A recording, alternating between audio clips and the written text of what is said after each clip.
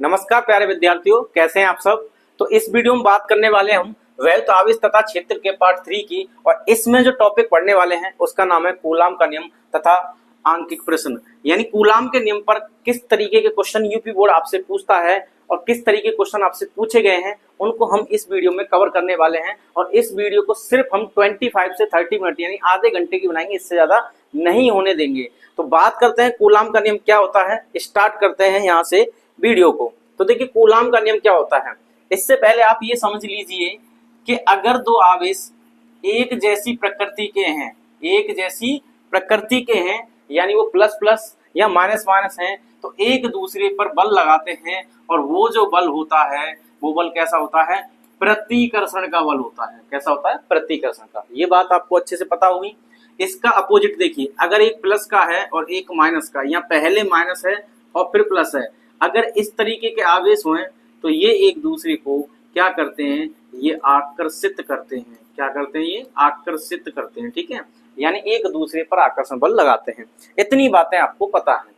अब कूलाम के नियम की जरूरत क्यों पड़ी और कूलाम का नियम होता क्या है, तो यहीं से इसकी कहानी की स्टार्ट होती है।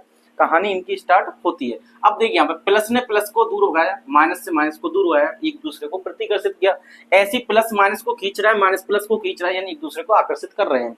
अब ये आकर्षित कर रहे हैं, प्रतिकर्षित कर रहे हैं, क्या कर रहे हैं, बल लगा रहे हैं। अब बल लगा रहे हैं तो आप बताइए कि ये जो बल होगा, इस बल का मान हम कैसे पता करें, या हमारे पास ऐसा कौन सा फॉर्मूला है जिसकी वजह से हम ये पता कर लें कि बल का मान कितना आएगा। तो ये बताने के लिए जो साइंटिस्ट है कूलाम, उन्होंने एक फॉर्मूला दिया था जिसका फॉर्मूले का नाम था कूलाम का नियम। ठीक है, F = K Q1 Q2 upon R²। ये हमें यहाँ पे देखना है किस तरीके से फॉर्मूला आता है। तो कुल मिला के बात क्या हुई कि दोनों आवेशों के बीच में एक जैसे होंगे तो प्रतिकर्षित, और असमान होंगे यानी अलग अलग प्रकृति के होंगे तो उनके बीच में आकर्षण लगता है। उनके लिए जो फॉर्मूला निकाला था कि कितना बल लगता है, इसे बताने के लिए आया था कूलाम का नियम। तो कूलाम का नियम देखिए यहाँ पर, इसमें क्या है, कंडीशन है। पहली कंडीशन ये है कि दोनों आवेश बिंदु आवेश होने चाहिए। कैसे होने चाहिए आवेश, बिंदु आवेश। तो यहाँ पर मैंने दो बिंदु दिखाए हैं। यहाँ पर पहले आवेश का नाम Q1 और दूसरे आवेश का नाम Q2, और ये एक दूसरे से कुछ दूरी पर रखे हैं। कितनी दूरी पर रखे हैं, R दूरी पर, कुछ दूरी पर रखे हैं जिसका नाम है R।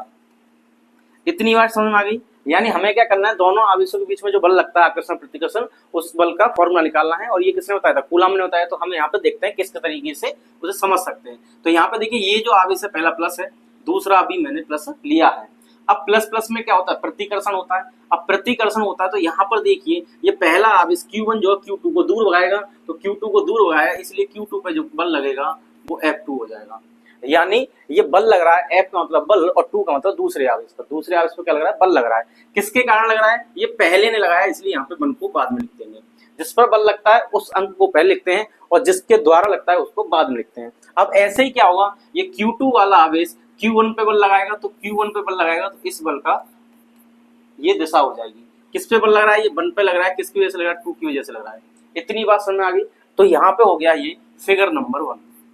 अगर मान लीजिए प्लस प्लस ना लेकर यहाँ पर अगर हम आवेश को एक को प्लस ले लें, एक को प्लस ले लें और एक को माइनस ले लें, तो क्या होगा, तो कुछ नहीं होगा। बस इतना याद रखना है, प्लस लो या माइनस लो, इनमें क्या होता है, बल तो लगेगा, बल लगेगा, लेकिन ये बल की जो दिशाएं हैं, ये बल की जो दिशाएं हैं ये बदल जाएंगी। अब देखिए प्लस वाला क्या करेगा, माइनस वाले को खींचेगा, तो इस पे जो बल लगेगा कुछ इस तरीके से लगेगा। यानी पहले पे बल लगेगा, दूसरे के कारण कुछ ऐसा। ठीक है ना, कुछ इस तरीके से यहाँ पे लिख सकते हैं। यहाँ पे आ जाएगा 2 और यहाँ आ जाएगा 1। यानी दूसरे वाले को कौन खींचेगा, पहले वाला, और दूसरा वाला किसको खींचेगा, पहले वाले को। तो यहाँ पर जो बल लगेगा वो कुछ ऐसा लगेगा, यहाँ पे हो जाएगा F21। ये बात समझ में आ गई। इस पॉइंट का नाम मैं A लिख देता हूँ, इस वाले का, और इसका नाम B। तो यहाँ पर A और यहाँ पर B, और ये हो गया चित्र नंबर 2 यानी पार्ट B। इतनी बात समझ में आ गई। तो हम जो है प्लस प्लस लिखेंगे तो ये बलों को इस तरीके से दिखाएंगे, बल की दिशा को, और एक प्लस एक माइनस लेंगे तो बल की दिशा को ऐसे दिखाएंगे। अब बात करते हैं कि ये जो कूलाम का नियम है, जो बल का फॉर्मूला निकालते हैं वो कैसे निकालते हैं। नंबर 1, कूलाम ने ये बताया था कि दोनों आवेशों के बीच में जो बल लगता है, आकर्षण का या प्रतिकर्षण का, ये क्या करता है, ये बल दोनों आवेशों के अनुक्रमानुपाती होता है। दोनों आवेशों के गुणनफल के अनुपाती होता है। गुणनफल का मतलब क्या होता है, गुणा करना। अब अनुपाती का मतलब समझ लीजिए कि इसको कहते हैं हम अनुक्रमानुपाती। इसको क्या कहते हैं हम, इसको कहते हैं अनुक्रमानुपाती। अनुक्रमानुपाती। ठीक है, इसको कहते हैं हम अनुक्रमानुपाती। और इसका मतलब क्या है, अगर दोनों आवेशों में से किसी भी एक आवेश का या दोनों आवेशों का मान बदल दें यानी बढ़ा दें तो बल का मान भी बढ़ जाएगा।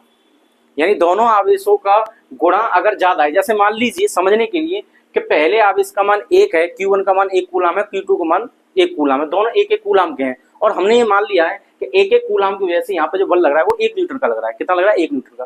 तो 1 कूलाम का ये 1 कूलाम का ये, तो यहाँ पे क्या हो रहा है गुणा, तो 1 का गुणा 1 में करेंगे कितना आ जाएगा 1, तो यहाँ पे बल कितना आ रहा है 1 न्यूटन का, मानने के लिए एग्जाम्पल में। अब देखिए मैंने क्या किया, Q1 का मान कर दिया 2 गुना, पहले कितना था 1, अब कितना कर दिया 2, और Q2 का मान कर दिया 3, पहले कितना था 1, अब कितना कर दिया 3, तो पहले का हो गया 2 और इसका हो गया 3, यानी 2 और गुणा 3, तो बल किसके अनुपाती होगा? इन दोनों के गुणनफल के। तो F अनुपाती कितना हो गया 6, यानी इसका मतलब ये हुआ जब ये 1-1 थे तो बल कितना था 1, अब 1 को हमने 2 कर दिया, 1 को 3 कर दिया, यानी इनका मान बढ़ा दिया तो बल का मान भी आप देख सकते हैं बढ़ जाएगा। यानी लगभग कितना हो जाएगा, एग्जाम्पल के अकॉर्डिंग 6 हो जाएगा। कितना हो जाएगा? 6 हो जाएगा लगभग में। इतनी बात समझ में आ गई? यानी जैसे जैसे आवेशों का गुणा का मान अगर बढ़ेगा तो बल का मान बढ़ेगा। इतनी बात समझ आ गई? इस तरीके से हम बलों को देखते हैं। दूसरी बात क्या बताई थी? दूसरी बात ये बताई थी इन दोनों के बीच की जो दूरी है उसके वर्ग के व्युत्क्रमानुपाती होता है। अब इसका नाम क्या होगा? अब इसका नाम होगा व्युत्क्रमानुपाती। अब व्युत्क्रमानुपाती क्या होता है? इसका मतलब होता है जैसे जैसे दूरी बढ़ेगी वैसे वैसे बल का मान कम हो जाएगा। इसका मतलब ये हुआ जैसे जैसे बल पास आएंगे तो इनके बीच में जो बल का मान है आवेश पास आएंगे, जैसे जैसे आवेश पास आएंगे तो इनके बीच में दूरी कम होगी और दूरी कम होगी तो बल का मान बढ़ेगा। आकर्षण या प्रतिकर्षण कैसा भी हो सकता है, बल का मान बढ़ेगा। और जैसे जैसे दूरी बढ़ेगी तो बल का मान कम हो जाएगा, दूरी बढ़ेगी तो बल का मान कम, और ये पास आएंगे तो कैसा होगा, बल का मान बढ़ जाएगा। पास आएंगे तो कैसा है, बल का मान बढ़ जाएगा, यानी दूरी कम हो जाएगी और बल का मान बढ़ जाएगा। इतनी बात समझ आई? तो ये दो बातें कूलाम ने बताई थी। एक और बात तीसरी थी। तीसरी बात क्या थी? तीसरी बात ये थी कि ए पॉइंट और बी पॉइंट को देखिए, इनके बीच में कुछ ना कुछ एक खाली जगह है। ये जो खाली जगह होती है इसको हम कहते हैं माध्यम। क्या कहते हैं इसको? माध्यम। अब ये क्या होता है, आवेशों के बीच में जो खाली जगह होती है इन पर भी इस बल का मान निर्भर करता है। माध्यम के बदलने पर बल का मान बदल जाता है। तो तीसरा पॉइंट याद रखना है कि ये जो बल है ये किस पर निर्भर करता है? माध्यम पर भी निर्भर करता है। अब इसको मैं अभी आपको लिखाऊंगा। तो अभी क्या करते हैं हम, पॉइंट 1 और पॉइंट 2 को देखते हैं। तो यहाँ पर देखिए दोनों को मिलाने पर क्या करते हैं, दोनों को मिलाने पर अब जैसे ही मिलाएंगे तो देखिए यहाँ पे एफ एफ एक जैसे हैं तो इसमें से एक ले लिए। मिलाने का मतलब होता है जो एक जैसी चीजें उनमें से एक ले लीजिए। तो Q1 Q2 यहाँ पे है तो यहाँ लिखेंगे Q1 Q2, और यहाँ पे क्या कर देंगे, बट्टे में अपोन में आ रहा है आर स्क्वायर तो यहाँ कर देंगे आर स्क्वायर। तो ये जो फॉर्मूला है इसको कहते हैं कूलाम का नियम। और फिजिक्स में आप ये जानते हैं, भौतिकी में क्या करते हैं, अनुपाती को हम हटाते हैं, और जैसे ही अनुपाती को हटाते हैं तो क्या है, हम बराबर लगाते हैं। बराबर लगा दिया। बराबर लगाने के बाद यहाँ पे एक नियतांक आता है और इस नियतांक को कुछ ना कुछ लिखते हैं। तो कूलाम ने इसको के लिखा था। कूलाम ने क्या लिखा था? ए। तो एफ इजिकल टू इसको हटाएंगे, इक्वल लगा दिया और यहाँ पे एक नियतांक लगा दिया। अब आप देख सकते हैं यहाँ पे लिख लेंगे हम Q1 Q2 upon are square. ये जो फॉर्मूला है इसी को हम कहते हैं कूलाम का नियम। क्या कहते हैं इसको? कूलाम का नियम।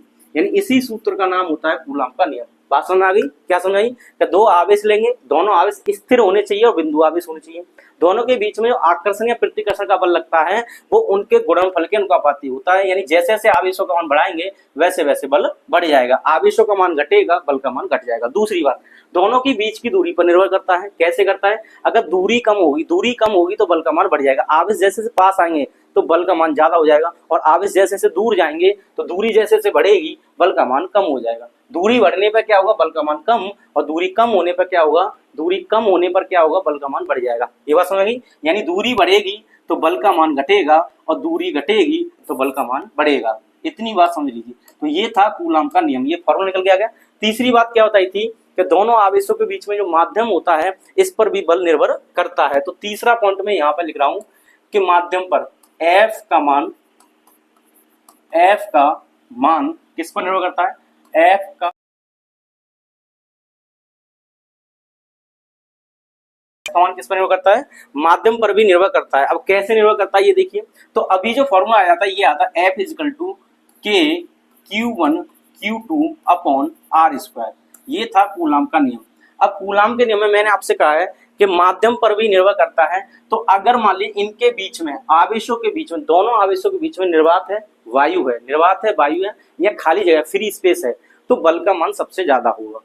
निर्वात है, वायु है और क्या है, फ्री स्पेस, इन तीनों में से कुछ है तो बल का मान कैसा होगा, सबसे ज्यादा होगा। और इनके अलावा कुछ और रख दें आवेशों के बीच में, जैसे मान लीजिए पानी है, कांच है, अब्रक है, माइका है, कुछ और पदार्थ आ जाता है या कोई और माध्यम आ जाता है तो बल का मान कम हो जाता है। तो सबसे ज्यादा कब लगता है, जब वायु होती है, निर्वात होता है, खाली जगह होती है, और कोई दूसरा माध्यम आ जाएगा तो बल का मान क्या है, कम हो जाता है। इतनी बात आप समझ लीजिए। तो इसका क्या रिश्ता है इससे, तो यहाँ पर देखिए ये जो के आ रहा है, के का मतलब होता है, के का मतलब क्या है, यहाँ पे के का मतलब होता है नियतांक, और इसको कहते हैं अनुक्रमानुपाती नियतांक या कूलाम नियतांक।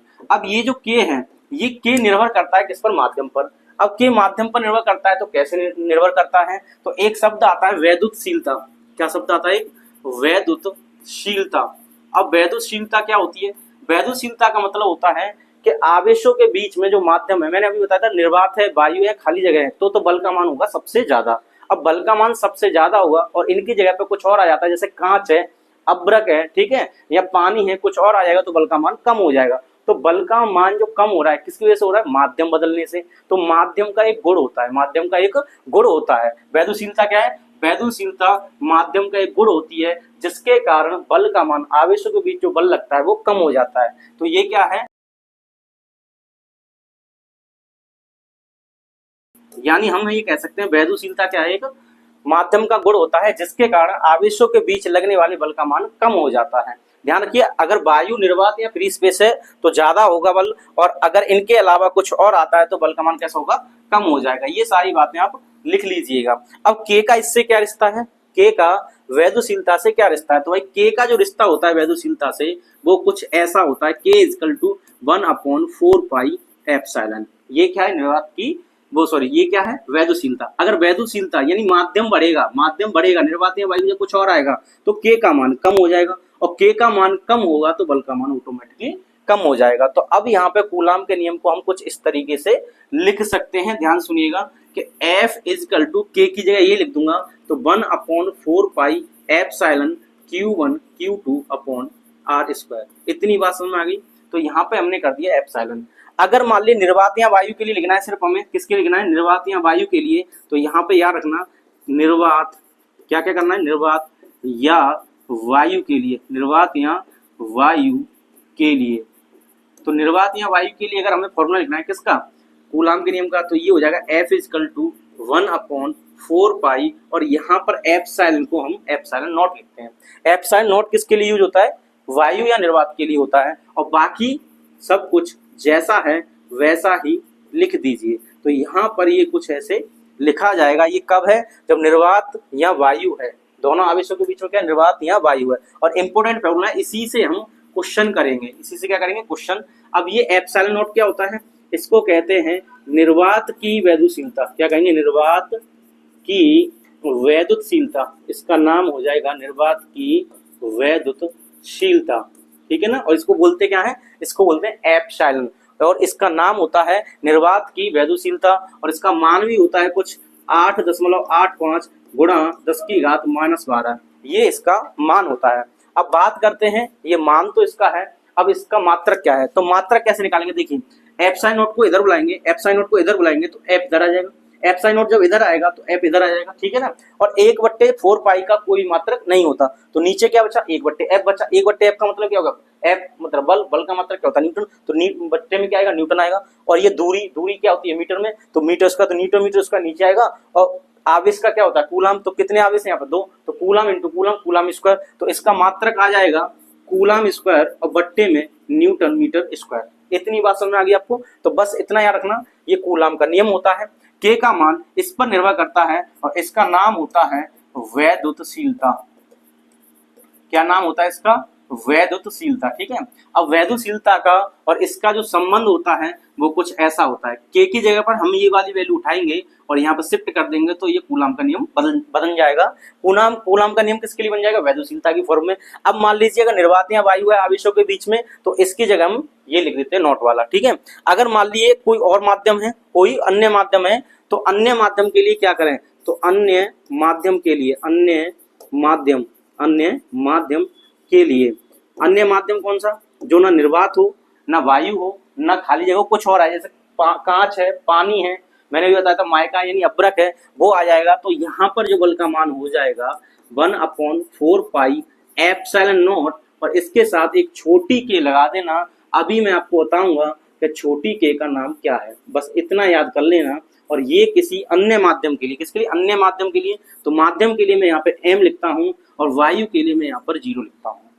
इतनी बात क्लियर है। तो वायु के लिए हम इसको समीकरण 1 कहेंगे और इसको हम समीकरण 2 कहेंगे, ठीक है ना, इसमें कोई समस्या आपको नहीं होनी चाहिए। अब के क्या है, अब ये के है क्या, तो के क्या है यहाँ पे देखिए, के क्या है मैं यहाँ पे लिख देता हूँ इसको, ये आपने नोट कर लिया होगा।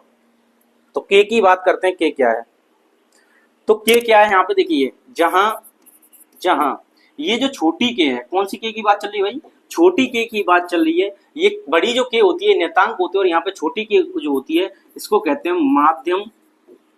माध्यम का परावैद्युतांक, माध्यम का परावैद्युतांक। यही बात आपको चैप्टर 2 में भी पढ़नी है। किसमें पढ़नी है, चैप्टर 2 में भी पढ़नी है, माध्यम का परावैद्युतांक वाली। इतनी बात समझ। तो के का मान यहाँ पर माध्यम, इस के का जो नाम होता है माध्यम का परावैद्युतांक होता है। तो यहाँ पर एक चीज और देखिए, एक चीज मैं सिर्फ आपको ये दिखाना चाह रहा हूँ कि ये जो है, ये वायु या निर्वात के लिए ये फॉर्मूला होता है, ये वाला वायु या निर्वात के लिए कौन सा होता है, ये वाला, किसी अन्य माध्यम के लिए होता है ये वाला। तो के का नाम क्या होता है, माध्यम का परावैद्युतांक। अगर मैं समीकरण 1 में समीकरण 2 से भाग दे दूं, समीकरण 1 में समीकरण 2 से भाग दे दूं, तो यहाँ पर आप देखिएगा क्या निकल के आएगा। तो यहाँ पर हम करते हैं, समीकरण 1 का मतलब एफ नॉट, और समीकरण 2 में क्या है, एफ एम है, सही है। अब देखो यहाँ पे क्या है, इसमें इसका भाग देंगे तो 1/4 पाई एप्सिलॉन नॉट आएगा। तो मैं यहाँ पे लिखता हूँ 1/4 पाई एप्सिलॉन नॉट अपॉन, इसमें क्या आएगा 1/4 पाई एप्सिलॉन नॉट, तो ये आ जाएगा 1/4 पाई एप्सिलॉन नॉट, और ये के आ जाएगा। इतनी बात ठीक है। अब देखिए इसमें भी यहाँ पे देखिए Q1 Q2 upon are square और Q1 Q2 upon are square, जब इसमें इसका भाग देंगे, जब इसमें इसका भाग देंगे तो ये कट जाएंगे, ठीक है ना, ये कट जाएंगे तो बचेगा तो यही। अब यही बचेगा तो आपको पता है इसमें गुणा करेंगे इसका चौथे वाले का, और इसमें गुणा करेंगे इसका, तो हम इसे ऐसे लिख सकते हैं, ये ऊपर पहुंच जाएगा तो 4 पाई एप्सिलॉन नॉट के अपॉन 4 पाई एप्सिलॉन नॉट, ठीक है ना, ये नीचे आ जाएगा, ये ऊपर पहुंच जाएगा, इससे ये कट जाएगा। तो एफ नॉट क्या आ जाएगा, f not upon f m का मान जो आ गया के खोल आ गया। और के को हम एप्सिलॉन आर भी लिखते हैं, क्या लिखते हैं, एप्सिलॉन आर भी लिखते हैं, सही है। तो एप्सिलॉन आर भी लिखते हैं, और एप्सिलॉन आर को हम ऐसे भी लिख सकते हैं, epsilon m upon epsilon not, कुछ इस तरीके से भी लिख सकते हैं। कैसे आता है, यहीं से निकल के आता है, बस आप डायरेक्ट यहाँ पे समझ लीजिए इस चीज को किस तरीके से करना है। अब देखिए यहाँ पे ये क्या है, निर्वात या वायु की वैद्युशीलता, अभी बताया था कहाँ है, निर्वात या वायु की वैद्युशीलता। और इसका मतलब क्या होता है, इसका मतलब होता है माध्यम की वैद्युशीलता। किसकी वैद्युशीलता, ये माध्यम की वैद्युशीलता, ये यहाँ पे लिख देना वैद्युशीलता। बात समझ में आ गई है। अब देखिए के का नाम क्या होता है, के का नाम होता है माध्यम का परावैद्युतांक। तो के जो होता है, ये के और एप्सिलॉन आर ये एक ही होता है, के और एप्सिलॉन क्या है, एक जैसा ही होता है, और इसको कहते हैं आर लगा है, एप्सिलॉन आर लगा है, इसे कहते हैं आपेक्षिक वैद्युशीलता। क्या नाम होता है इसका, आपेक्षिक वैद्युशीलता, आपेक्षिक वैद्युशीलता, ये आप यहाँ पर लिख लेना, सही है ना। तो हमने क्या किया, कूलाम का नियम ये निकाला था। कूलाम का नियम क्या है, के का जो मान है वैद्युशीलता पर निर्भर करता है, कैसे करता है, 1/4 पाई एप्सिलॉन के रूप में करता है। इसको उठाया यहाँ पे शिफ्ट किया तो ये कूलाम का नया फॉर्मूला बन गया। अब निर्वात के लिए, वायु के लिए अगर फिक्स करना है तो आप इसे नॉट लिख लेंगे, और किसी और माध्यम के लिए करना है तो इसकी जगह नॉट की जगह एम लिख सकते हैं। तो ये जो कहानी है, यहाँ पे के लगा देंगे, और के का मतलब होता है माध्यम का परावैद्युतांक। इतनी बात ठीक है। तो इस तरीके से हम इसे कर सकते हैं, और आपको फॉर्मूला 1 और 2 फॉर्मूला याद करना है, इसी से सारे के सारे क्वेश्चन हो जाएंगे। इतनी बात ठीक है। तो इसे आप नोट कर लीजिएगा। अब देखिए एक चीज और देखिए, यहाँ पर ये जो के होता है माध्यम का परावैद्युतांक, या एप्सिलॉन आर जो है, इसका मान क्या होता है, एप्सिलॉन आर का मान। तो इनके मान और याद कर लीजिए, पेपर में कभी कभी एमसीक्यू में आपको बोर्ड पूछ लेता है। तो देखिए यहाँ पे नंबर 1, पहली बात आप समझिए कि एप्सिलॉन आर का मान हमेशा 1 से बड़ा होगा, हमेशा 1 से क्या होगा, बड़ा होगा, या 1 के बराबर होगा। तो पहली बात यहाँ पे देखिए के भी लिख सकते हैं। तो के का मान 1 किसके लिए होता है, ये वायु या निर्वात के लिए होता है। किसके लिए होता है, वायु या निर्वात के लिए होता है। अब वायु निर्वात के लिए के का मान 1 होता है। तो इस वाले फॉर्मूले को देखिए, आपको दिखाई दे रहा होगा, इस वाले फॉर्मूले को ध्यान से देखिए, ये जो लिख रहा है यहाँ पे, ये वाला जो बताया था। तो जब के का मान हम 1 रख देंगे, क्या रख देंगे, के का मान क्या कर देंगे 1 रख देंगे यहाँ पर, तो ये यहाँ से हट जाएगा, के हट जाएगा, के का मान 1 रखेंगे तो यहाँ से हट जाएगा, किसके लिए, वायु निर्वात के लिए। और वायु निर्वात के लिए फॉर्मूला क्या होता है, डायरेक्ट मैंने ये, तो आप इस फॉर्मूले को याद कर लीजिए, इसी से सभी बन जाएंगे। निर्वात में वायु की बात करनी है तो के का मान 1 लिख दीजिए और ये हट के ये बन जाएगा। और किसी और माध्यम की बात करनी है तो आप यहाँ देख सकते हैं, तो के का मान जो है, के का मान जो है 1 से ज्यादा होता है, किसके लिए, अचालक पदार्थों के लिए। क्या कह सकते हैं, अचालक, या आप को चालक भी लिख सकते हैं, अचालक पदार्थों के लिए। किसके लिए, अचालक पदार्थों के लिए के का मान कितना होगा, 1 से ज्यादा होगा। और एक और बात, तीसरा पॉइंट, तीसरे पॉइंट में क्या याद रखना है, के का मान अनंत होता है, किसके लिए, धातुओं के लिए। किसके लिए, धातुओं के लिए।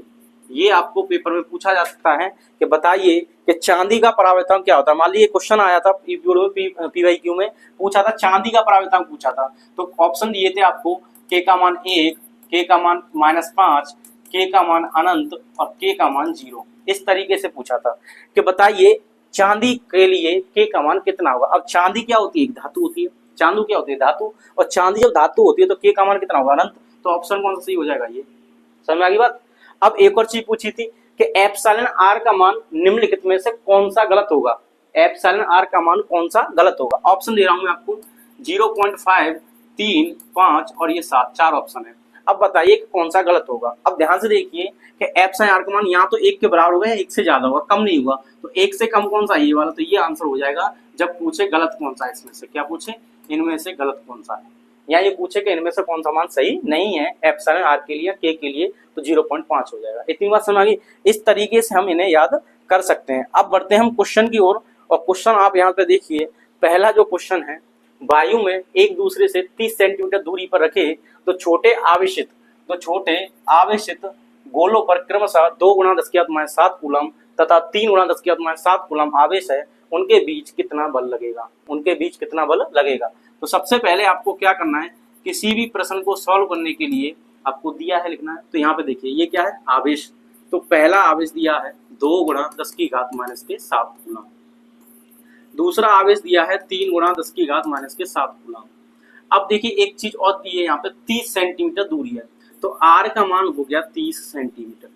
दूरी को हमेशा मीटर में बदलें। क्यों बदलें, कि कूलाम जो होता है आवेश का एसआई मात्रक होता है और दूरी का जो एसआई मात्रक होता है मीटर होता है। तो एक जैसे सिस्टम में आपको मात्रक कन्वर्ट करने हैं। तो क्या करना है, यहाँ 30 ऐसे रहेगा, सेंटीमीटर को हटाओ, -2 लगाओ, 10⁻² लगाओ, सेंटीमीटर हटाओ, 10⁻² लगाओ, मीटर में कन्वर्ट हो जाएगा। क्यों, कि 1 मीटर में 100 सेंटीमीटर होते हैं, 1 सेंटीमीटर में 1/100 मीटर होते हैं। तो जब 1/100 को जो ऊपर ले जाएंगे तो इस तरीके से सॉल्व हो जाएगा। अब पूछा इसने एफ का मान, तो एफ का मान आपको बताना है। अब ध्यान से सुनिएगा, इसमें क्या है, ये पूछा था वायु निर्वात में, तो वायु निर्वात में के का मान कितना हो जाएगा, के का मान 1 हो जाएगा। तो सीधा सीधा फॉर्मूला याद करें और सॉल्व करें। तो सीधा सीधा कैसे सॉल्व करेंगे भाई, तो करते हैं कूलाम का नियम, F = 1/4 एप्सिलॉन नॉट, और ये आ जाएगा Q1 Q2/r²। ठीक है, और इसकी जो वैल्यू है, इसकी वैल्यू लिख लेना, पेपर में लिखी आएगी, या आप याद कर लें, 9 × 10⁻9 इसकी वैल्यू होती है। और ये किसके इक्वल होता है, ये के जो नियतांक वाला के है उसके इक्वल होता है। तो यहाँ पर क्या करेंगे, इसकी वैल्यू लाएंगे, तो 9 × 10⁻9 हो जाएगा। Q1 का मान कितना है, देखिए यहाँ पे 2 × 10⁻7, तो 2 × 10⁻7 और यहाँ 3 × 10⁻7। ठीक है, अपॉन में यहाँ पे देखिए दूरी का स्क्वायर, तो दूरी कितनी है, 30 × 10⁻2, तो 30 × 10⁻2 इंटू 30 × 10⁻2। इस तरीके से आप कर लेंगे। अब इनको क्या करना है, सॉल्व करना है। तो सॉल्व करते हैं भाई, देखिए 3 से 30 को काटेंगे 10 बार, 3 से ये 3 बार जाएगा और 3 से ये 10 बार जाएगा, इतनी बार। ठीक है, अब यहाँ के बचा 3 और यहाँ बचा 2, तो 3 दूनी कितना हो गया, 6 हो गया, गुणा करेंगे। यहाँ 9 है और यहाँ -7 और -7 कितने हो गए, -14 हुए, और इसमें से 9 घट जाएंगे तो 10 की घात कितने बचेंगे, -5 बचेंगे। सही है ना, ये 7 और 7 14, 14 में से 9 गई, ये प्लस के हैं, प्लस के 9 चले जाएंगे -14 में से, तो कितने बचेंगे, 5 बचेंगे। कैसे, माइनस के। अब देखिए यहाँ पे, यहाँ बचा 10 और यहाँ बचा 10, 10 का मतलब 100, तो एक घात ये 10 की घात 2 होगी सीधी सीधी, और ये 10 की घात -2 10 की घात -2 यहाँ पे लिख देंगे 10 की घात -2 इंटू 10 की घात -2। अब देखिए -2 मिलकर कितने होंगे -4, और इसमें से 2 चले जाएंगे तो 2 चले जाएंगे, 2 ही तो बचेंगे, यानी इससे कट जाएगा। अब देखिए यहाँ पे क्या बचा 6 गुणा 10 की घात -5 गुणा, ये क्या ऊपर जाएगा तो कैसा हो जाएगा प्लस का, तो ये आ जाएगा 6 गुणा 10 की घात -3 न्यूटन। इतना बल आएगा इन दोनों आवेशों के मध्य। जब माध्यम कैसा हो वायु हो, दिखा ना वायु हो, तो के का मान ये आ जाएगा। अगर के का मान माध्यम वायु नहीं दिया होता तो यहाँ पर के लिखते और के का मान यहाँ पे लगा लेते। उम्मीद कर रहा हूँ समझ में आया होगा। नेक्स्ट क्वेश्चन की ओर बढ़ते हैं। क्वेश्चन नेक्स्ट देखिए, दो बिंदु आवेश केवल परावर्तनांक वाले माध्यम में रखे हैं, उनके मध्य लगने वाला स्थिर वैद्युत बल F है। अब यहाँ पे देखिए क्या है, दो बिंदु आवेश है केवल वाले माध्यम में रखे हैं, यानी कुछ ऐसे इसका नाम Q1 है, इसका नाम Q2, और इनके बीच में जो माध्यम है वो K1 है। तो इसके लिए बल का मान जो हो जाएगा F है, सवाल में दिया है कि F है, तो F का फॉर्मूला है तो 1/4 पाई एप्सिलॉन नॉट, और मैंने आपको बताया है K जरूर याद कर लें, क्योंकि सवाल में वायु नहीं कह रहा, वो K1 कह रहा है, तो यहाँ K1 लिख देंगे। और क्या हो जाएगा, पहला आवेश और ये दूसरा आवेश और इनके बीच की जो दूरी होगी उसका स्क्वायर, तो ये हो गया आपका समीकरण नंबर 1। इतना यहाँ से यहाँ तक पढ़ने पर ये आ गया।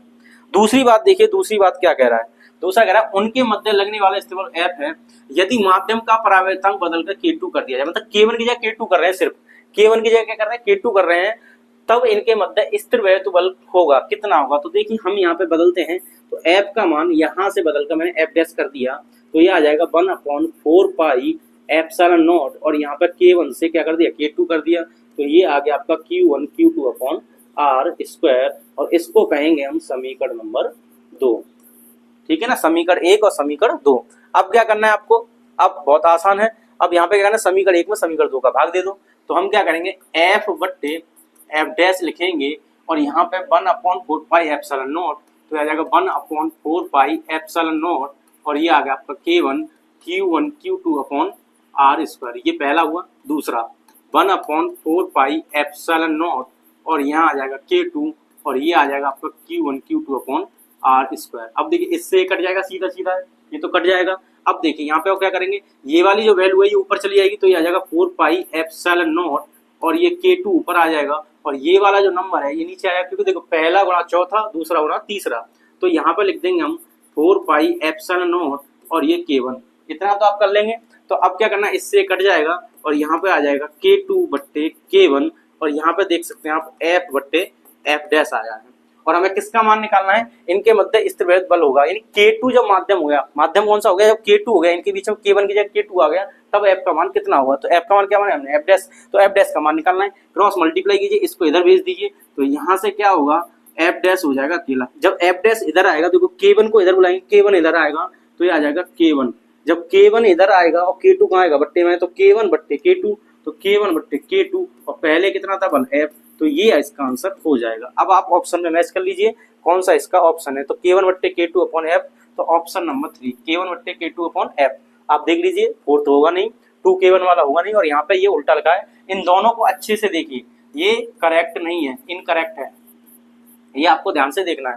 तो K1 बट्टे K2 F ये आंसर हो जाएगा। और ये आपको यूपी बोर्ड में पूछा था, ये यूपी बोर्ड ने ऐसा क्वेश्चन आपको पूछा है, वो भी एमसीक्यू में, तो बस आपको कंसेप्ट तैयार करना है, क्वेश्चन आसानी से हो जाएगा। ठीक है ना, नेक्स्ट क्वेश्चन की ओर बढ़ते हैं।